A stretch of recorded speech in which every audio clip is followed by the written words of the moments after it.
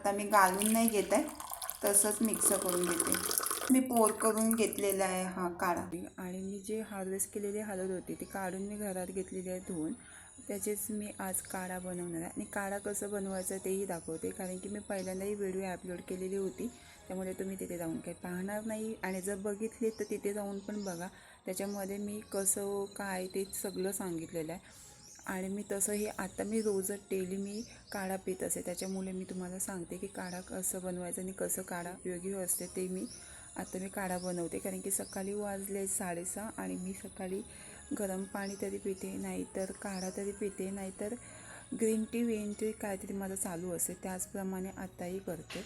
Hi everyone, good morning. आणि सकाळी सकाळचा माझा एक नियम असे, तो म्हणजे काढा नाही तर काहीतरी गरम पाणीबरोबर तूप, असं काहीतरी माझं सकाळचं चालू असतं। त्याचप्रमाणे आता मी काढा बनवणार आहे, कारण की मी हार्वेस्ट केलेली हळद होती ना ती काढलेली आहे आणि ती मी घरात घेतलेली आहे धुवून, आणि मग त्याचाच मी काढा बनवून पित असते। कारण की मला डेलीचा काढा लागतो, त्याच्यामध्ये ना ॲक्टिव्ह झालेल्यासारखं वाटतं आणि बॉडीमध्ये जर डिटॉक्स काही प्रॉब्लेम असेल तेही रिमूव्ह होते आणि हेवी म्हणजे जो वाटतो आपल्याला दिवसभर तसं वाटत नाही। एकदा ट्राय करून नक्की बघा आणि डेली करा, त्याचा काही साईड इफेक्ट नाही आहे। आणि जर तुम्हाला जर बारीक होण्याचा जर प्रॉब्लेम असेल की मला बारीक व्हायचं आहे, तर तुम्ही त्याच्यामध्ये दालचिनी पावडर मिक्स केलीत ना, कार्डमन पावडर नाही, सिनेमन पावडर मिक्स केलीत ना तर उत्तम आहे। ते पण डेली नाही प्यायचं, त्याच्यामुळे मी आता तुम्हाला काढा कसं बनवायचं ते सांगते। आणि नॉर्मली डेली 1 कप जरी सिप पिलात नाही, 1 कप सिप, तरी 1 नंबर तुमचा, म्हणजे बॉडीमध्ये हेवीनेस कधीच वाटणार नाही, तुम्हाला बॉडीमध्ये एकदम इझिली वाटेल। चला मग आता काढा बनवणार आहोत। मी हळदीचा तुकडा घेतला, ह्याची सालं आहेत ना ही काढून घ्यायची आहेत।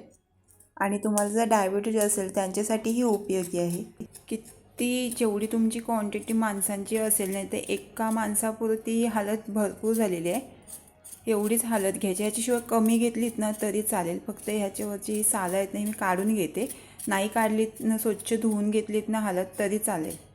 मिक्सरला तरी ग्राइंड करून घ्यायचं आहे, नाहीतर खिसून घ्यायचं आहे। मी खिसूनच जास्तीत जास्त करून हळद याप्रमाणे घेत असते काढा बनवण्यासाठी। तुम्हाला जर बारीक व्हायचं असेल ना तर ह्याच्यामध्ये दालचिनी पावडरही मिक्स करू शकता, पण डेली नका घेऊ जरी बारीक व्हायचं असेल तरी। तर की साईड इफेक्ट आहे, म्हणजे जर बारीक होत असेल तरी पण आपल्या जीवाची हानी होत असते, त्याच्यामुळे आता मी एवढी हळद घेतलेली आहे। कोणत्याही एजला हा काढा पिऊ शकता, आयुर्वेदिक आहे, 100 वयाचाही माणूस पिऊ शकतो। आता हा काढा बॉईल करत ठेवायचा आहे, 2 ते 5 मिनिटे पूर्ण बॉईल करून घ्यायचा आहे, जिथपर्यंत आपल्याला वाटेल की हा परफेक्टली बॉईल झाले तिथपर्यंत बॉईल करून घ्यायचा आहे। आता हा काढा तयार झालेला आहे, खाली उतरून घेते, थोडा थंड करून घेते। आणि जर तुम्हाला जर आवडलं तर यामध्ये लेमन ज्यूसही मिक्स करू शकता, 2-3 ड्रॉप, जास्त नाही। आणि याप्रमाणे मी लेमन ज्यूस काढून ठेवत असते। लेमन जर बाहेरून आणले ना की लेमन ज्यूस मी स्क्वीज करून ठेवत असते, म्हणजे खूप दिवस राहते, लेमन खराब नाही होत, म्हणून मी यामध्ये ठेवत असते। म्हणजे ज्यूस काढते आणि बॉटलमध्ये भरून ठेवते। फ्रीजला एकदम बर्फ होते ना, फ्रीजर असते ना त्याच्यामध्ये ठेवायचं आहे।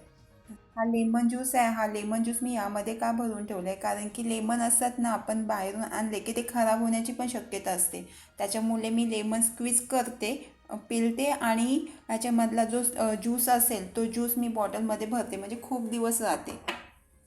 आणि जर तुम्हाला आवडलं तर तुम्ही ह्यामध्ये लेमन ज्यूसही मिक्स करू शकता, 2-3 ड्रॉप, जास्त नाही। लेमन ज्यूस जर मिक्स केलात ना यामध्ये काढ्यामध्ये तर काय माहिती आहे, कलरही चेंज होईल आणि छानही दिसेल। पहिल्यांदा मी व्हिडिओ केलेली होती ना त्यामध्ये मी लेमन ज्यूस नव्हता मिक्स केलेला, आता मी घालून नाही घेत आहे, तसंच मिक्स करून घेते,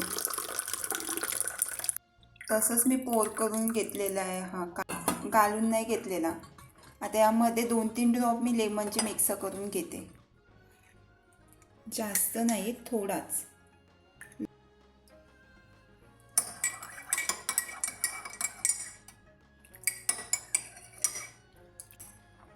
आणि हा काढा जर डेली पिलात ना तर खरं सांगते तुम्हाला खूप इफेक्ट वाटेल आणि खूप बॉडीमध्ये सूज असेल, बॉडी जर तुमची जर अशी खूप हेवी वाटत असेल ना, तरी प्रॉब्लेम सगळं सॉल्ट होईल. एवढं छान हा काढा असतो आहे हळदीचा.